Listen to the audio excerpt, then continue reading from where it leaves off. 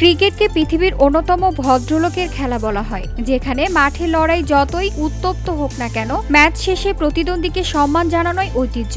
কিন্তু এশিয়া কাপে ভারত পাকিস্তান ম্যাচ শেষে সেই মূল্যবোধ একেবারেই দেখা গেল না। জয়ী হয়েও ভারতীয় খেলোয়াড়দের আচরণ ক্রিকেটের সৌন্দর্যকে ম্লান করেছে।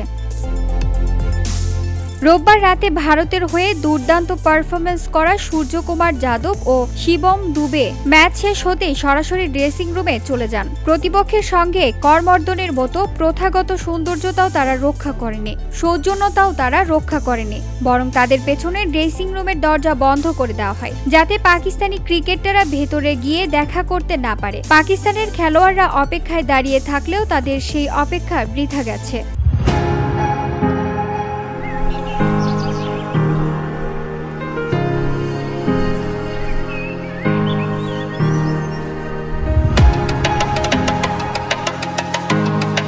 শুধু ম্যাচ শেষে নয়, টসের সময়ও একই অমার্জিত আচরণ দেখা গেছে। পাকিস্তান অধিনায়ক সালমান আলী আগার সঙ্গে হাত মেলাতেও অস্বীকার জানান ভারতের অধিনায়ক সূর্যকুমার। ফলে শুরু থেকে শেষ পর্যন্ত সৌজন্যের ন্যূনতম চিত্রও অনুপস্থিতি ছিল ভারতীয় শিবিরে। ভারতের এই আচরণে ক্ষুব্ধ হয়েছে পাকিস্তান।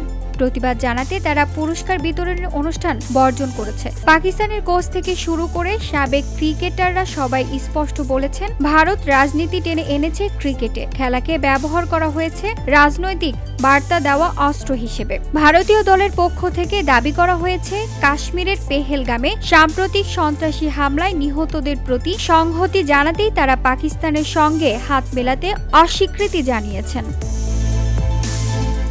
ভারতীয় দল মাঠে লড়াইয়ের জয় পেলেও ভদ্রতার পরীক্ষায় পুরোপুরি ব্যর্থ হয়েছে। প্রতিপক্ষকে অসম্মান দেখিয়ে জেতা জয় কখনোই ক্রীড়া চেতনাকে সমুন্নত রাখে না, এমনটাই বলেছেন নেটিজেনরা। বরং এই ঘটনা প্রমাণ করে দিয়েছে, ভারত রাজনীতির ছায়া ক্রিকেটে টেনে এনে খেলাটির মহত্বকেই কলঙ্কিত করেছে।